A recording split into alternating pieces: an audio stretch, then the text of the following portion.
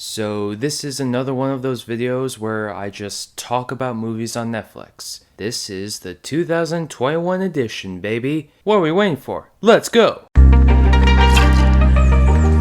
So the first movie we're going to talk about is Hillbilly Elegy. Around 2020, I was thinking about seeing it. Then when the movie came out, it got really bad reviews, like laughably bad. It was called the worst movie Ron Howard ever made. They said it was soulless and bland, Oscar bait. So I just didn't watch it. Until recently, a family member said I should watch it, so I did, and yeah, it's bad. To be fair, it's competently made because Ron Howard knows what he's doing on a technical scale. Sometimes the acting works, not all the time, but sometimes, and I can't think of anything else. So yeah, when you get down to it, this is an Oscar bait movie. It's not boring like other Oscar bait movies like Last Thing He Wanted. Quite the opposite actually, because shit is always happening. But if I'm being real, I feel like Ron Howard's creative mindset never left the 90s. When you look over his work from the 2000s to now,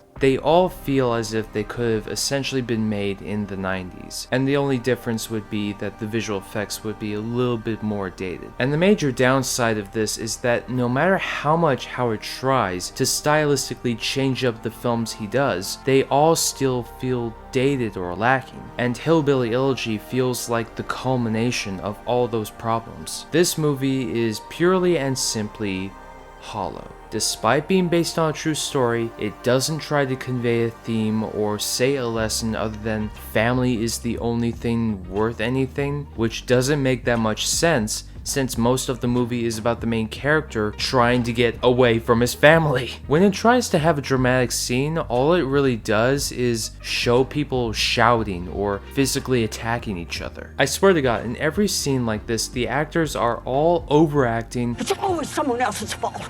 Some point, you're gonna have to take responsibility, or someone else is gonna have to step in. Who? Huh? Who?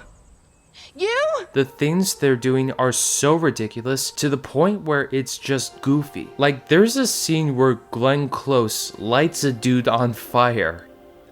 I don't really blame the actors. They're all good, but the material they're given to work with is just so terrible. Amy Adams, for instance, is an amazing actress, but in this movie, she's really bad. She plays the mother character, who's strongly implied to have bipolar disorder, and we never get a quiet character moment where this is conveyed in a subtle way, or even develop some sympathy for her. Literally, for the entire movie, all Amy Adams does is play this horrible character who either goes into a fit of rage every 5 seconds and abuses her kid, or she acts like she's on ecstasy. That's the second main problem with this movie for me. It's this character. She is so poorly written. She's essentially the crux of the film's story, but she is so unlikable, so abusive to her kids, but the movie keeps insisting that she's not all bad. I could crash. Mom, I could crash this car and I could kill us. Stop. Then you would know how lucky you are. I feel bad saying it like that because this is a real person who struggled with mental health and drug abuse, and by all accounts is now sober and trying to be a better person, which I highly commend. I'm just conveying that the way this movie portrays her is as a person who does not deserve any sympathy. I really don't have anything to say on Glenn Close. Sometimes she was good, other times she was unintentionally funny because it felt like overacting. I can really understand how she was nominated for both the Oscar and the Razzie for this performance. If it looks interesting to you, then nothing's stopping you from watching it and potentially enjoying it, but for me, Hillbilly Elegy is simply a film that did not do its job. It annoyed me, it occasionally humored me, but it never moved me. I mean, how can you move someone when all you can do is this? step in. Who? Huh? Who? You? Whatever, just hope that Ron Howard makes a good movie again. Malcolm and Marie is pretty interesting. It was made during the summer of 2020 and was essentially one of the first mainstream movies to have been made during the pandemic. It stars Zendaya and John David Washington, who are both really good in the movie. It's written and directed by Sam Levinson, who's best known for the show Euphoria, which I have not seen yet. In fact, this is the only thing by Levinson that I have seen. So here's my opinion. Whereas Hillbilly Elegy is basically an Oscar bait movie, Malcolm and Marie is basically a student film. The whole thing is just two people arguing for 90 minutes and it will most likely bore you, since a lot of it can get repetitive. I myself didn't really mind it on my first viewing. I actually liked the back and forth nature of their arguments and how often my allegiance would switch between the two of them. They're not completely sympathetic characters, but they're at least interesting to an extent, and they're really helped by the fact that Zendaya and Washington are just really charismatic and have good chemistry with each other. I also like this idea where the two characters sort of express how they're feeling by playing a song where the lyrics are sort of connected to their feelings. It's very on the nose, but I like it, whatever. Really, the main problem with the movie though is the script. Just listen to the dialogue for a moment. Is that what this is? What? Is what you're threatening. If I don't apologize, I'm going to lose you? I'm not looking for an apology, Malcolm. Well, what do you want, a screenplay credit? Don't be cruel. No, I'm serious. I know we talk for hours and hours about work. Is it so much of a fucking nuisance that you like compensation? I had a draft of this script before you ever came into my life. If your first response is, that's a bit overdone, then congrats. You see the problem too. The dialogue is overwritten. Malcolm and Marie speak in a very elevated, pedantic way that no normal person would do. Sometimes it's fine. There's a scene where Washington goes on a rant about film criticism. It's obviously Levinson venting, and I guess it's pretentious, but whatever, I found it funny. I believe that this is Levinson trying to be noticed as a writer. He's done well for himself as a director, and his work as a director here is very good, but he's trying to get his writing noticed and probably even praise on the same level as Quentin Tarantino or Aaron Sorkin. But with all due respect, Sam Levinson is no Quentin Tarantino and he's no Aaron Sorkin. Tarantino's characters do a lot of these giant monologues, but they exist in a universe that is over the top, and the characters are all fantastical and quirky and extraordinary enough to make you go, of course they would talk like that. Then there's Aaron Sorkin's scripts, and while they do take place in reality, they all follow these eccentric figures who are so on their own level that they probably would talk the way they do in those movies. Say whatever you want about Zuckerberg, but there really isn't anyone like him. That is not a compliment. Here, the monologues are too dense and noticeable to flow properly, and it makes the whole experience feel, well, like a soap opera. Overall, I didn't hate it, but I'm not a big fan of it either. It's somewhere in the middle for me.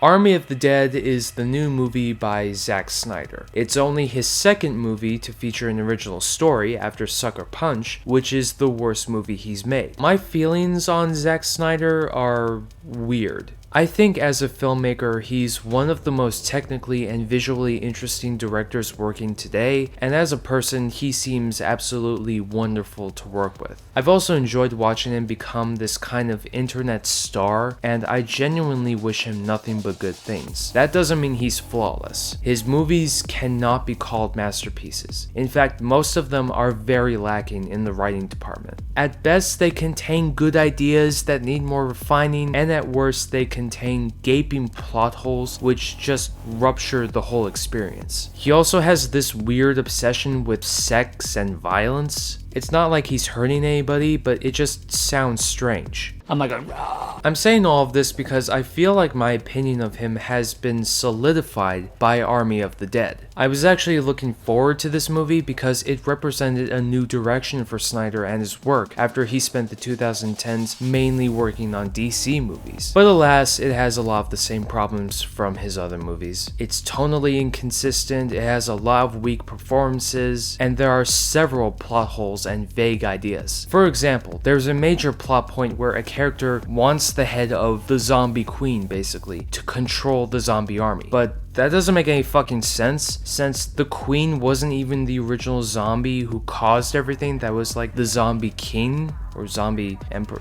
whatever. And I don't understand how her literal head would manage to somehow help someone control the zombies. Maybe the head gives off psychic waves to the other zombies? I don't know, there's no explanation. It's not even the best looking movie he's ever done. Snyder apparently spent years collecting these vintage camera lenses from from the 60s, and he designed a custom red cinema camera to make the movie with them. It sounds potentially cool and could really work for like a drama or something a bit more experimental, but not a zombie action movie. As it is, half of the movie is kind of disorienting to watch because the lenses create such a shallow depth of field. The actors' faces are usually the only thing in focus. There's simply a lot wrong with this movie, but there is some good stuff. Mostly the action sequences are what holds the movie up. I also thought Tig Notaro was funny, and I was also impressed by how well she was incorporated into her scenes. Overall, while I wouldn't say Army of the Dead is a piece of shit, it is mediocre, and it's not even something that I would consider a guilty pleasure movie. I still wish good things for Snyder, and I hope he keeps making the movie he wants to make. He's currently making a sci-fi movie inspired by Kurosawa?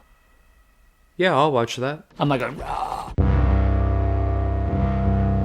Awake is the worst movie I will talk about in this video. The only reason I watched it was because I thought it was going to be another Quiet Place ripoff like Bird Box or The Silence, but instead it's more of a ripoff of Children of Men. The premise of the movie is that people suddenly can't go to sleep, and this mother finds out that her daughter can sleep for some reason, so she reluctantly decides to bring her to doctors to figure out why and potentially save the human race. Yeah, definitely a ripoff of Children of Men. It's also ironic how a movie about people not being able to sleep would make me want to shut my eyes every goddamn second. This movie is so boring. It has no tone or energy or sense of tension. There are these single take shots throughout the movie, and while they are potentially impressive on a technical level, they're not used in a way to enhance or further the story, like Children of Men did. It's more like the director is just showing off. The movie wastes a lot of its resources, especially the actors. Jennifer Jason Leigh is in the movie, and she barely does anything.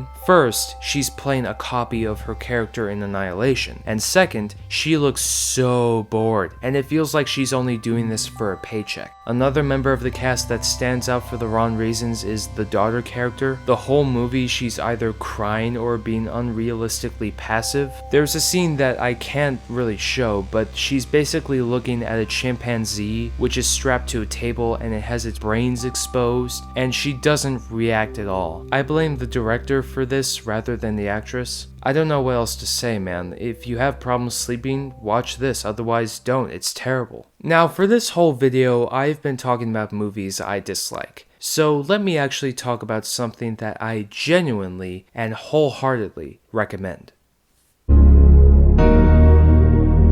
Okay, this isn't exactly a movie, it's a comedy special. I was gonna talk about Mitchells vs. the Machines, which I like a lot, but Bo Burnham Inside is a lot more interesting to me because despite being a comedy special, it's a lot more than that. It's a combination of a comedy special, a documentary, a musical, an experimental narrative, and a theater piece. To give a little context, Bo Burnham spent a year making this in his guest house, starting at the beginning of the US lockdown. He had no production crew or audience to perform to other than himself, so he did everything. Music, cameras, audio, lights, editing, you name it, he did it. And considering the limitations that he had, Burnham really succeeded in making something visually compelling. Earlier this year, I made a video reviewing movies that were basically about the COVID-19 pandemic, and I wish I could have talked about this because I haven't seen any other work that captures the effects of the pandemic so well, especially from the angle of mental health. As far as stand-up comedians go, Bo Burnham stands out for being one of the most emotionally honest, and in this special, you see him almost bare his soul. And sometimes it gets really hard to watch. Obviously, there are funny jokes and songs, but they all have a barely hidden inner melancholy that laments the state of the world and society, as well as Burnham's feelings about himself and his own past. It all makes you feel really complicated but emotionally invested.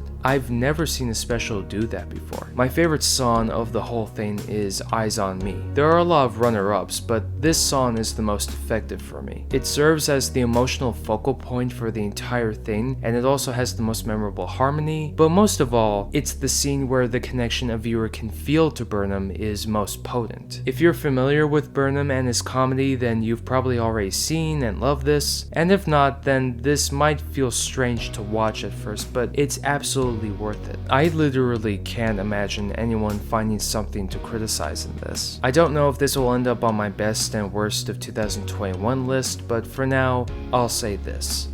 Bo Burnham Inside is one of the best things I've seen all year. A lot of people feel the same way. This thing has gotten a lot of acclaim. It feels like a game changer for the format of comedy specials, and I would absolutely love to see other comedians take inspiration from it and do something just as unorthodox. So that was it. Those were the movies that I saw on Netflix that I wanted to talk about.